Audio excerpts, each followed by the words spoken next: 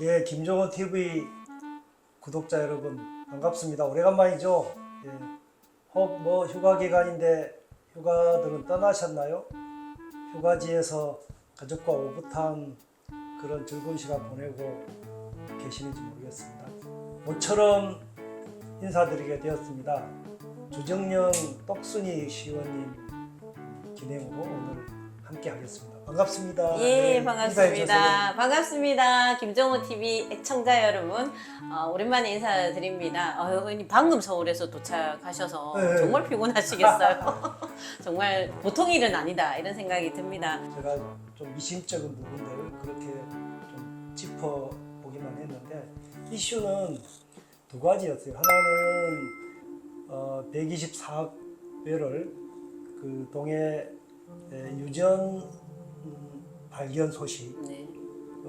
그것도 바로 쏟아져 나오는 것처럼 그 2,200조 가치가 있다 이렇게 그 호들갑을 떨었죠. 근데 그 이슈는 이미 이제 대국민 사기극으로 거의 그 드러나고 실체가 있어서 없죠. 네네. 저는 안 했고 다른 동료 의원들이 안 한 것 중에 제가 그 문제 삼았던 거는 체코 원전 1기가와트짜리 2기 24조 원 24조 수주. 원. 네네네. 현수막이 많이 붙었죠. 잭팟 네. 터졌다. 네. 15년 만에 국가적 경사다, 쾌거다 이렇게 네. 정말 이거는 또 그 헌물 김치국부터 마시는 그런 격으로 호들갑을 떨었는데 제가 4년간 산자위 하면서 이제 우리 부울경에 원전이 많잖아요. 제가 전문가는 아닙니다만 계속 이 원전 문제에 대해서 조금 깊이 들여다봐 왔거든요. 아니나 다를까 이게 과연 진짜인가 하는 의구심을 갖고 외신도 찾아보고 또 보도자료를 꼼꼼하게 팩트 체크를 해보니까 상당 부분 이거 부풀려졌다. 그렇게 될지 여부는 최종적으로 내년 3월까지 최종 협상 결과 계약이 체결되어야 그게 수주한 거지. 지금은 우선 협상 대상자로만 이제 선정이 된 거예요. 오히려 최종 협상이 훨씬 더 이제 어렵고 될지 안 될지 모릅니다. 그래서 이 부분에 대해서 이제 좀 제가 깊이 들여다봤는데 첫 번째 문제점은 이게 원천 기술이 미국 웨스팅하우스에서 이미 기술 개발한 거예요. 그거를 한국이 원전을 지으면서 복제해서 그거를 건설한 거예요. 건설 기술은 여러 해 근데 네. 우리가 26기를 지었기 때문에 상당히 이제 건축 시공, 토목 건축 부분은 많이 이제 기술력이 축적되었다고 볼 수 있는데 설계 기술, 원전 새로운 형태에 대해서는 이게 과연 설계 변경해서 인증까지 받아서 안전 규제를 통과할 수 있을지 여부는 특히 이번에 수주한 체코 원전 유로평은 어렵다고 보여집니다. 네, 의원님. 잠시 들었는데 깜짝 놀라겠네요. 지금 현수막이 곳곳에 붙어 있는 거 보면 24조 원을 정말 쾌거를 이루었다 해서 국가적인 경사였냐 지금 난리인데 실제로는 그럼 계약이 확정된 것도 아니잖아요. 그냥 우선 협상 대상자이다. 이런 얘기고 그때 보니까 저희는 너무 반가운 소식이고 사실 윤석열 정부를 딱히 기대하진 않지만 이거 하나 제대로 했나? 살짝 그런 기대도 있었는데 의원님 그날 영상을 보면 굉장히 우려스러운 말씀을 많이 하시더라고요. 그래서 저도 좀 많이 깜짝 놀랐고 그래도 보다 보니까 말씀 중에 체코 총리가 한국의 원전 단가도 굉장히 낮고 이런 부분 정해진 예산안에 또 시공을 또 짧겠다 이런 얘기를 하면서 이건 정말 거부할 수 없는 제안이다 이런 표현을 썼더라고요. 그러면 거부할 수 없는 제안이 체코 입장이라면 그럼 과연 대한민국은 이런 생각이 들어서 저도 굉장히 우려스럽던데 이 부분에 대해서 좀 더 자세히 말씀 주시겠습니까? 이번 체코 원전 수주를 한마디로 그 요약한 게 on time within budget이거든요. 그러니까 예산 범위 내에 적기 시공. 이게 가장 한국 원전을 선택하게 한 경쟁력이었다. 그래서 24조 원 사업비 총액 중에서 실제로 국민들한테 인식되게 하는 홍보를 보면 다 24조 원을 소주한 걸로. 그런데 실제로 따져보면 아랍에미레이트 바라카 원전이 4기인데 네. 그게 총액이 20조 원이었거든요. 그러면 한 기당 5조 원 정도 건설비 같은 거죠. 그런데 산자부 장관이나 한수원 사장은 바라카 원전 수준으로 가격을 제시했다. 건설비 단가를. 그렇게 했다면 그 말로 추정해 보면 한 기당 5조 원, 5조 원. 두 기니까 1기가와트 두 기니까 10조 원 정도. 네. 이게 실제로 수주한 공사 금액이 아니냐 이렇게 이제 추측됩니다. 이거 확인을 해주고 있지 않아요. 네. 자료를 제시하지 않다는 네, 거죠. 자료를 네. 제시하지 않고.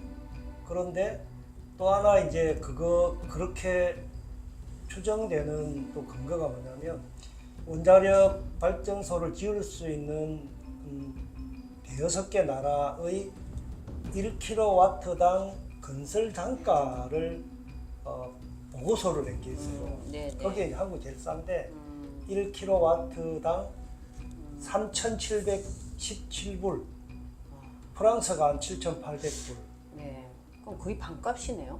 그렇죠. 반값 네. 이하고 네, 네. 심지어 이게 중국보다 싸요. 중국이 한 4,800불? 이게 가능한가? 네.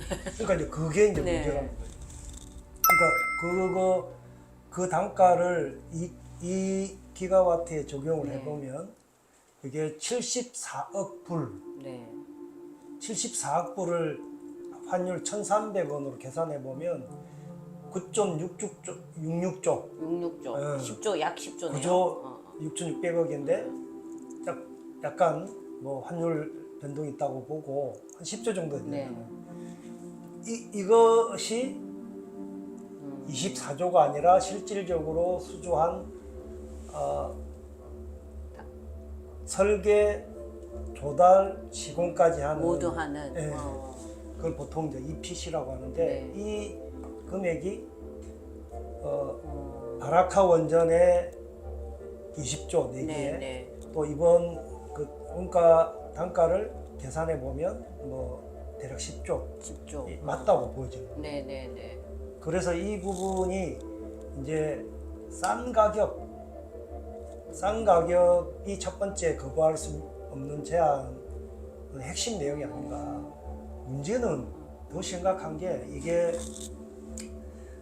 공기를 29년도에 착공을 해서 36년도에 가동한다는 8년 정도의 사업 운전을 할 수 있도록 한다는 거예요. 네. 그게 이제 온 타임이에요. 그 공사 기간, 약속한 공사 기간 내 가동하게 하는 거. 이게 매우 어려운 거예요. 그렇죠. 네. 근데 문제는 공기가 8년을 약속했지만 과연 그게 가능하냐? 그럼 8년 다 지키면 되는 거 아닌가요? 뭔가 문제가 있나요? 그렇죠. 문제가 있다고 보여요. 왜냐하면 유럽형 안전규제 네네네. 원칙에 인증이나 따르면 이런 걸 받을 때. 네. 대형 설계 변경을 몇 가지를 해야 돼요. 첫 번째가 이중 경납 건물을 지어야 돼요. 네네. 우리는 안전 지금 규제에 이제, 따라 가지고. 경납 네. 건물이 1m 콘크리트 두께 하나거든, 싱글이거든. 우리나라는 싱글인데, 네, 네. 거기는 이중으로 해야 된다. 그게 이제 네. 2011년 후쿠시마 원전 폭발 사고로 네네네. 야 이거 폭발돼도 하나 안전할 수 더 있도록. 경납 건물이 있어서 그렇게 대형 심각한 사고를 방지할 수 있도록 하나 더 만들어야 되겠다. 이게 첫 번째고요. 근데 우리는 한 번도 시공 그러네요. 경험이 아직 없어요. 국내는 없는. 네. 또 설계 변경도 해야 되고. 네네. 두 번째가 후쿠시마 원전 이후로 다 생긴 규제들인데요. 핵연료봉이 만약의 사태로 녹게 되면 네. 용융하게 되면 이게 이제 밑에 바닥이 떨어져 가지고 네. 콘크리트 벽을 뚫어서 지하수로 오염될 유출돼서 수 있는. 오염돼서 네. 이거를 막기 위해서 코어 캐처라고 그 또 설비를 또 용융된 추가하네요. 네. 핵물질을 받아내는 받침대를 만들어야 돼요. 이것도 굉장히 어려운 기술이고 뭐 전문가들 자문에 의하면 그거 하나 설치하는데 1조 원 정도 든다. 그런데 이게 의무사항이란 말이에요. 경험도 없잖아요. 처음이죠, 처음. 정말. 이제는 네, 처음이에요. 네, 네. 또 하나가 이제 이중 경납 건물 사이에 네. 그 여과 배기 배출 시설을 네. 이 공간이 비어 있는 여기에서 뭐 이렇게 열기나 전기 네. 같은 것들이 있을 수 있고 이 부분을 배출해내는 그런 여과 배기를 하는 배출 시설을 해야 되는 거예요. 이것도 해본 적이 없는 거예요. 상당히 네. 지난한 네. 기술이 요구되는 거고 또 하나는 보통 우리나라 원전들은 그 해안가에 짓잖아요. 네, 그렇죠. 이유가 네. 뭐냐면 네. 거기서 한 300도, 400도 되는 열이 나서 그거를 식혀야 돼요. 냉각하게. 냉각 네, 네. 시스템이 해수를 끓여다가 갖다가 네. 간접적으로 냉각시켜서 이제 그거를 배출하는데 체코는 내륙이에요. 네. 프랑스도 내륙에 네, 네. 그래서 그럼 해안가가 아니네요. 유럽형 네. 원전들은 대형 냉각탑이 따로 있어야 되는군요. 원전 한 기에 2개씩 해가지고 체코 두코바니 원전의 경우는 대형 냉각탑을 4개를 지어야 돼요. 이것도 한 1조 원 정도 드는 거고 네. 새로 안 해봤기 때문에 네. 설계 변경을 다 하게 되면 앞서 이야기도 마찬가지지만 유럽 늦어지죠. 원전 안전규제위원회에 다 인증을 거쳐야 돼요. 절차가 다 거쳐야 되니까. 예. 네. 이게 어느 정도 심각하냐면 이번에 경쟁에서 졌던 프랑스 EDF 프랑스 전력공사가 핀란드에 올킬루드 원전을 네. 그 수주해가지고 공사를 하다가 이런 조건들을 못 맞춰서. 네. 규제를 통과하기 위해서 무려 7,000번의 설계 변경을 했다. 와, 7,000번이요? 7,000번. 그러고 다 그걸 인증 거쳐야 되고요. 네. 그러니 공기가 13년이 늘어났다는 거예요. 13년. 네. 13년이 늘어나니까 당초 사업비의 3.7배가 늘었어요. 네. 그렇겠네요, 실제로. 그래서 네. EDF가 파산 직전까지 오히려 간 공사를 거예요. 하고 설계 수주 받고 파산하게 되는. 파산. 네. 그러니까 이게 그래서 그 프랑스 EDF는 우리보다 2배 이상 그 건설 단가를 높이 책정한 이유가 그런 유럽 안전 규제를 그러니까요. 통과할 수 통과할 있는 그런 시설들을 보완해야 되고 공기가 늘어나야 되고 따라서 공사비도 2배 이상 늘어난다. 이렇게 된 거죠. 네. 뭐 이런 부분들이 굉장히 기술적인 결함들도 계속 있네요. 독자적인 네. 그 원전 기술로 새로운 그런 조건 유럽 안전 규제를 극복할 수 있는 그 설계 기술력이나 시공 능력이 과연 있냐? 네. 하려고 하게 되면 많은 시행착오와 함께 시간과 그렇죠. 비용이 증가할 네. 수밖에 없다. 그런 점에서 네. 시공기간, 공사기간을 8년 안에 상업운전을 성공적으로 해내기란 더 우리보다 기술력이 있는 프랑스 EDF나 이런 미국도 마찬가지인데요. 웨스팅하우스 그거 못해서 하려고 하면 돈이 많이 든다. 네. 그렇게 해서 탈락하기도 했거든요. 네네네. 그런데 이게 과연 8년 만에 그 문제 없이 해결할 수 있느냐? 좀 회의적으로.